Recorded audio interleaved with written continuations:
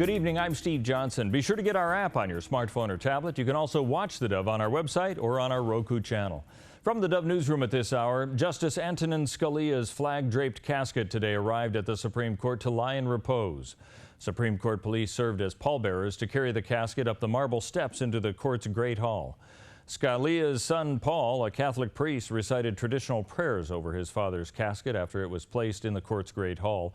The court's current justices and Scalia's widow and 9 children stood silently. A group of Scalia's former law clerks began to stand vigil by their former boss in a tradition most recently observed after the 2005 death of former Chief Justice William Rehnquist. Republican lawmakers suffered a bitter defeat Thursday with the passage of a 3-tiered minimum wage increase, which would ultimately give Oregon the highest minimum wage in the country. Republican Carl Wilson of Grants Pass says his party's colleagues fought the good fight, but yet he's not giving up hope for a different outcome down the road. We did fight a valiant fight. I thought it would be over sooner than it was, but as you know, we had some interruptions yesterday that we didn't count on. But nonetheless, it's going to be happening. You know, I never think it's over. I always think that something is going to happen to mitigate this somehow and in some way. Now, Wilson and other Republicans contend this will be costly for smaller businesses, and a higher minimum wage will drive up the wages of higher skilled workers. Critics contend it will drive prices up and result ultimately in job losses. A push to include more couples and families in helping with foster care in Southern Oregon has begun. The Every Child Initiative officially kicks off in April, and a meeting to involve the public in helping the State Department of Human Services find homes for foster children has been held in Medford. Brooke Gray is one of the founders of Embrace Oregon out of Portland, who got involved when she realized the need throughout the state.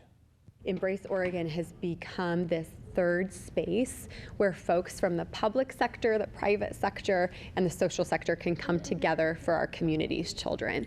And that's really what we're committed to, is creating an initiative that partners with DHS in a strategic way, but is effectively just calling the community, wherever you are in the community, to bring what you can to help your community's kids. Now, the most recent report shows over 11,000 foster kids needing a home for at least a day in Jackson County, with 64% being removed for neglect. Well, let's take a look at the weather scene as we move into the weekend and what we can expect. For Northern California and Wairika, partly cloudy skies and a low of 28 tonight, 51 the high tomorrow, a 30% chance of rain expected on Sunday. Heading into the Klamath Basin, a slight chance of rain tonight, a low of 24 degrees, then 46 the high tomorrow, 40% chance of rain on Sunday with a high of 48. Heading along the Oregon coast, good chance for rain tonight and Sunday, a little bit of a brief break for Saturday with cloudy skies and a high of 58. As we move into the Bend area of Central Oregon, a slight chance of rain tonight, then mostly sunny tomorrow with a high of 46, a 40% chance of rain, and 48 the high for Sunday. And for Southern Oregon, in the Medford, Grants Pass, and Ashland area, a slight chance of rain tonight, 56, and mostly sunny skies tomorrow. There's a 50% chance of rain coming back in on Sunday with a high of 54, with the temperatures over the weekend above freezing.